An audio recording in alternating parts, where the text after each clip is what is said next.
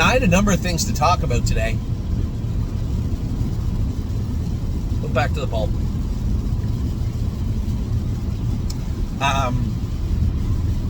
I had the horses to talk about today, things going on right now, things that took place this morning, and of course, I'm going to start most of my videos from here for the next 3 weeks, and try to anyway, talking about our open house that is tentatively slated for June the 2nd, Sunday. Now, my plan, if it comes to fruition, is to have Scott there and Mark, my brother, there. I'd love to have James there, but I know he's going to formulate a plan to come up with a multitude of excuses why he can't make it. James is more of a homebody, and does he really want to drive 4 hours to qualified horses on a Sunday morning? Probably not. I get it. I don't think anybody wants to drive a great distance or fly, but if my brother Mark comes, who's obviously a huge talent, and multitude of talents, I felt bad having him in the broadcast booth last time because, I want him on the track, but he was so good as a commentator. It was awesome. Now I'm not gonna reveal who the commentators are because I believe I have it set in stone nicely. It's a nice Sunday. People, and this isn't a perfect situation. I've always been so shocked that somebody like Scott Zeron or my brother Mark or anybody would travel any distances. Even people come out on a Sunday. And although I haven't got Hunter Myers or Chris Lems to agree completely to it in a blood contract, they'll be there. And it means a lot to have professionals come out in any capacity, but to have somebody like Scott to come from a long ways away. And I don't want to sound like a fanboy or anything, because I just have a lot of respect for the people that, and I feel bad because sometimes I don't convey it the way that I want to. Saying hey thanks or taking them out for supper just seems like not enough, right? And I have to ask myself all the time, what the only reason that those people would come out, nobody really cares about getting a couple of dollars or being brought out to supper. The idea of them coming out means a lot because either they respect who we are or what we do, and for either or both, it means a lot, and it should to you too. You can imagine a guy like Scotty coming from New York, not upstate New York, not Buffalo 4 hours away. He's coming from right by New Jersey. I think he drove last time, it was like 7 hours or 6 hours, so 7 a bit. But to have him come here, Megan take a look at the horses also, my brother Mark here, to have all these professional people come out, and now we're going to qualify horses on June the 2nd at Northfield Park on a Sunday morning. Man, that is a big ask, and to fill that order says a lot about those people. So in case Scotty, occasionally I know he watches these videos, and Megan, I know my brother Mark, I don't think he does, and anybody else, whether it be Chris or Hunter or anybody that comes out, or staff for being there on a Sunday, in case I forget to show my complete gratitude, I'll do it from time to time in these videos, and I do truly appreciate everything they do. So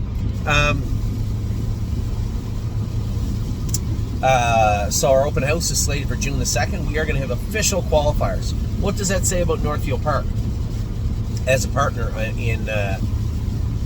with the stable? We've had this with Grand River and Mohawk, Flamborough one year. Everybody understands the magnitude of what fractional ownership does for this industry. But it would be so much easier to say, sorry, we're busy that day, or sorry, we can't accommodate. It's not like we pay them a fortune. We pay the staff, pretty much. So for them too, everybody at Northfield, the staff, I truly appreciate, as I said, partnering with them, and for the Ohio State Racing Commission to move an entire qualifying day. Never has it ever been done before that Northfield Park is qualified on a Sunday. In fact, I don't know, in all my years of racing horses, owning, training, driving, or caretaking, have I ever seen a Sunday qualifier. Not true. That is not true. Clinton Raceway qualified on Sundays. But they were also racing on Sundays.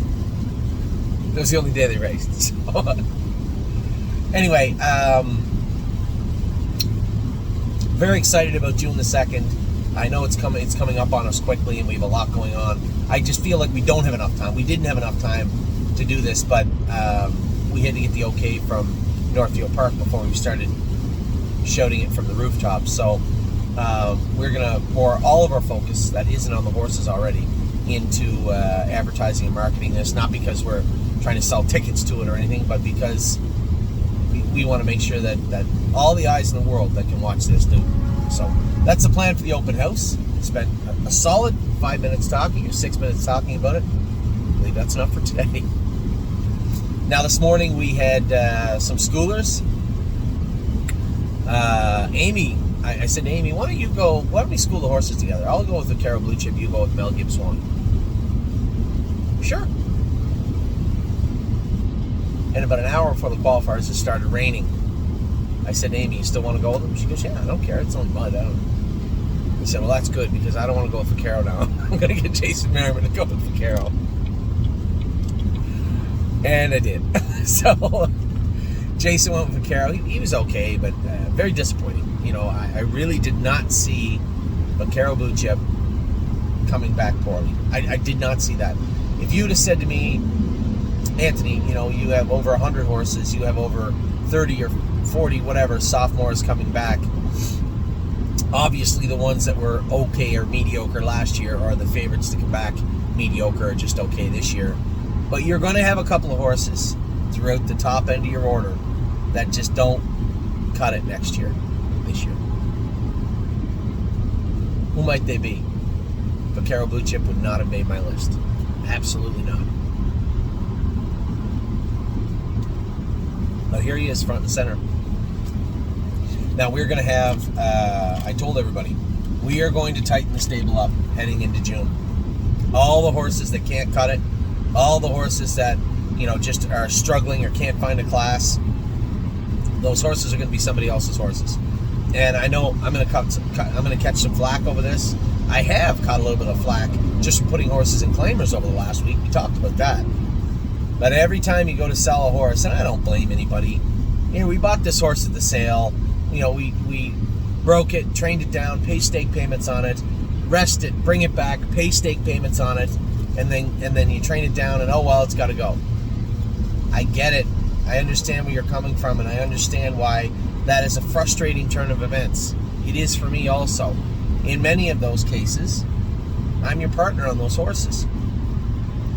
But I've also been around long enough to know what happens if you start trying to chase the money we have in with money we don't yet. It always ends badly. Almost every single time. I'm sure there's times it doesn't, but they are dramatically outweighed by the times it does. So I'm going to continue to do the best I can and say, all right, for every Vaquero Blue Chip, we got a Mounts for All. Mounts for All was an ordinary horse with one or two good lines last year. A nice sister, sound familiar? Nice sister. But attitude was skeptical. Work ethic was skeptical. Overall ability was questionable. Looked like he could go. Showed that 1 mile and 55 and a piece on a hot night in Hoosier. But other than that, showed a lot of breaks at the gate, a lot of rather ordinary miles, and a lot that would point towards him being an ordinary animal. Turned him out, brought him back. 3 wins, 2 seconds, and 5 starts. And as I said, I'm very comfortable in saying we're going to have a fine summer with Mounts for All. He is a good-looking horse. A horse that just landed in Indiana this afternoon. He is now in Ron Burke's barn in Indiana. His first stake race, I believe, is May 27th, but that will give them a time to find a start for him along the way. All things point to him being a pretty impressive horse. Now, turn your gaze in the other direction. Vaquero Blue Chip. Raced in the All-Stars, was going to get a chunk and made a break on Scotty in the All-Stars. I won a stake race with him, I believe. I was second in a sire stake race with him, I believe. And he raced good all year long for the most part. Bring him back this year. Trains down fine, by all accounts. Gets to the track, kind of a flat qualifier. Let's bring him over here. Brought him over here. Raced him, he was terrible. Raced him his next start, he was worse. Raced him at Northfield. No good. To the point where I was certain it was medical. There's no way this horse is this bad right now. I'm sure he's okay. If you're looking for a 3-year-old that can trot, doesn't generally make breaks, can lead, follow, does everything right, it just isn't as fast as we hoped he would be, then that's your horse. There's going to be lots of people out there looking for non-winners of 2 or non-winners of 3 horses over the next little while. Lots of people. And that is why the Vaquero Blue Chips are going up for sale, right? I raced J-Port Beach Boy last night, raced him too hard. I know that. I left the track angry at myself.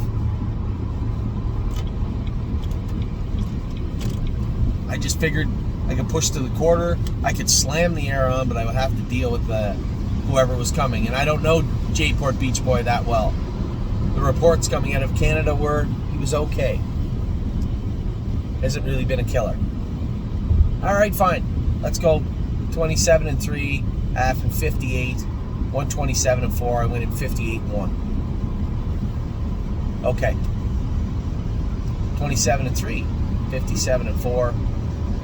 And then he fizzles out. Very ordinary finishing 5th.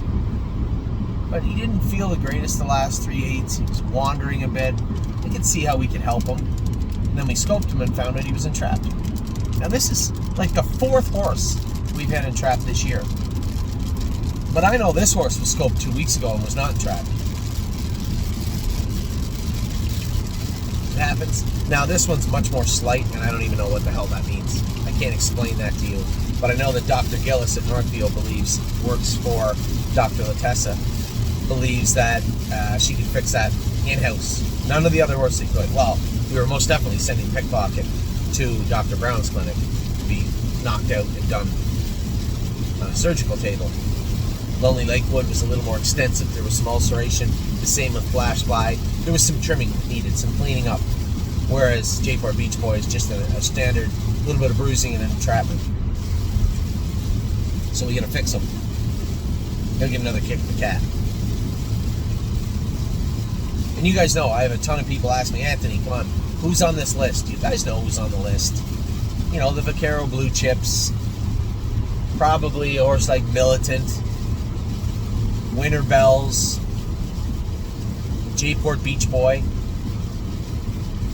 a host of others. You guys know, none of these names should be surprising to you. If we're sending horses on the track at 10 or 12 to 1, they're probably a good chance they're going to find the list or be moved. I had made a very clear case to Eric Padlin. I feel terrible for Eric and Kathy. Send these horses down, they go out the track at 17 or 20 to 1. That is a frustrating thing to do. Is race horses, put all your time and effort and work into the horses, put them in to go where you think they can do, and have them go out on the program or out on the track at 20 to 1. That is a very, very frustrating job. Told Eric, I know they're not filling all the classes they want to in Kentucky. Let me make it simple. Race for Landing is absolutely not to race in the open trot. Go standard Race for Landing, the only place you can race the open trot. Pull his papers out of the desk, take a picture of them. We're going to get international papers. He's heading out. I believe Race for Landing is going to head back to Ontario. I could send him to Ohio, but we kind of have a collector in that class right now. Send him to the Meadows, but again, he's just going to jump up and down in those aged horses because he is an aged horse now. Poconos, Plain Ridge, we could send him to a lot of places. But he should and will fit those middle-of-the-road classes in Ontario. And I believe, I've been saying this for 3 years now, I believe he should be able to. So Race for Landing is heading back to Ontario. Toot sweet. Loosely translated from French to English. right now. Very quickly. I don't know.